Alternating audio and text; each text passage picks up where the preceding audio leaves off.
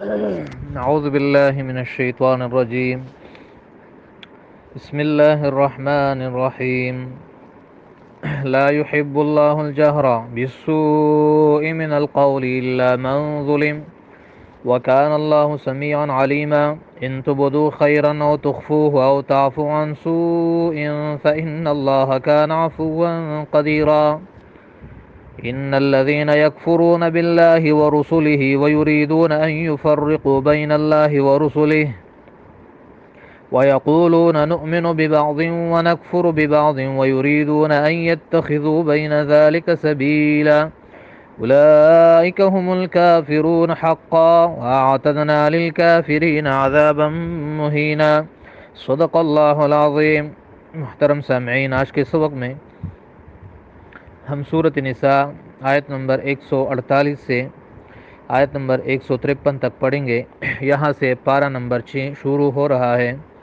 اللہ تعالیٰ ارشاد فرماتا ہے، لا يحب اللہ الجہر، اللہ پسند نہیں کرتا، الجہر بالسوء من القول، کلم کلا بیان کرنا، بالسوء من القول، کسی کی برائی، کسی بری بات کو. لا يحب اللہ، اللہ پسند نہیں کرتا، الجہر بالسوء من القول، کسی بری بات کو کلم کلا بیان کرنے کو. الا من ظلم، مگر ہاں جس پر ظلم ہو جائے، یعنی جو مظلوم ہو تو وہ اگر کسی کے ظلم کو بیان کرے تو جائز ہے. وَكَانَ اللَّهُ، اور ہے اللہ، سمیعاً بڑا سننے والا، علیماً بڑا جاننے والا.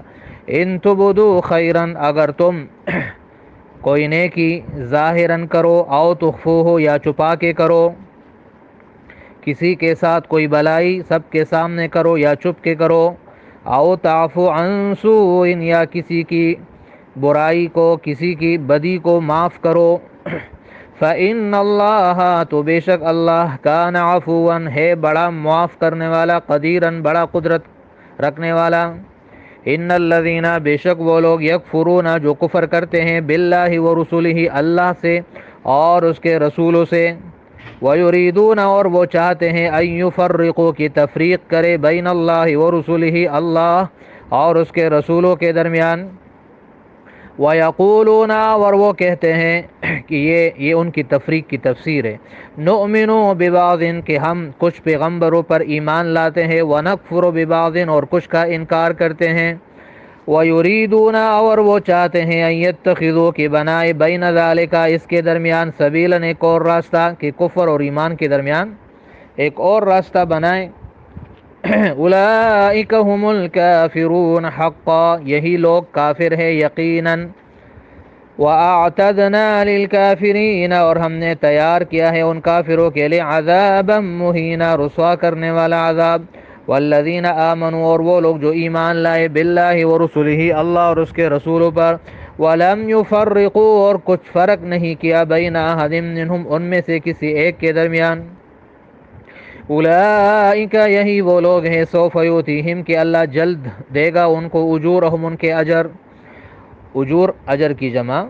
وَكَانَ اللَّهُ غَفُورًا رَحِيمًا، اور ہے اللہ غفوراً بڑا بخشنے والا، رحیماً بڑا رحم کرنے والا، دونوں مبالغے کے صیغے ہیں.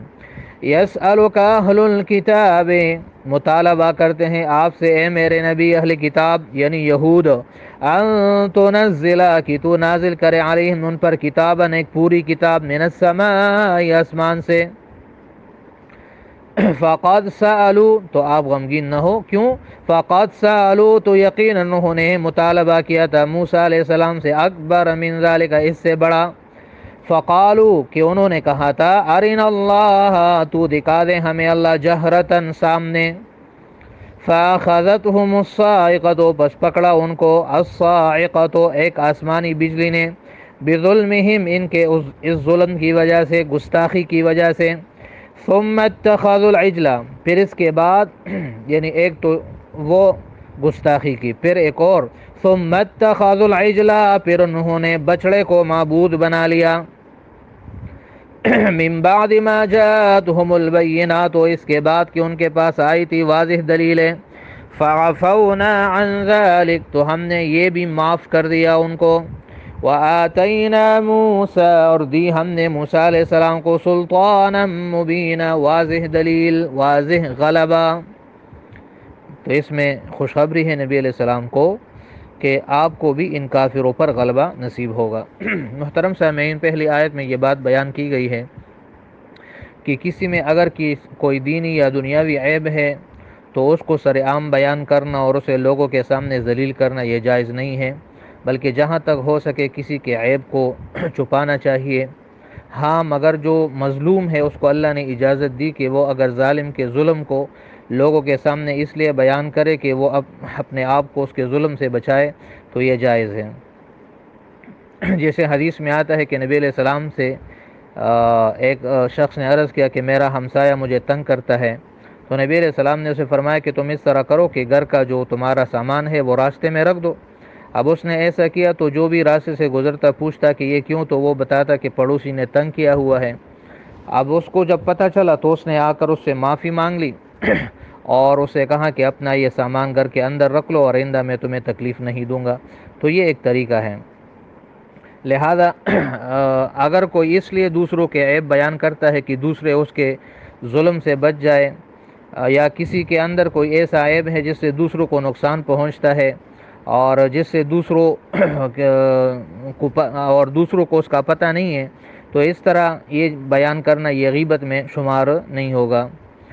آگے آیت نمبر 149 میں ہے کہ تم اگر نیکی چپ کے کرو یا ظاہر کرو یا کسی کی کسی غلطی کو معاف کرو تو یہ بہت اچھی بات ہے، کیونکہ اللہ تعالیٰ بھی بڑا معاف کرنے والا ہے، باوجود یہ کہ وہ قدرت رکھتا ہے سزا دینے پر لیکن پھر بھی وہ معاف کرتا ہے۔ لہٰذا کسی کی تکلیف یا ایذا کو اگرچہ بیان کرنا بھی جائز ہے، لیکن اگر اس سے تم درگزر کرو اور اس کو معاف کرو تو یہ بہت ہی اچھی بات ہے۔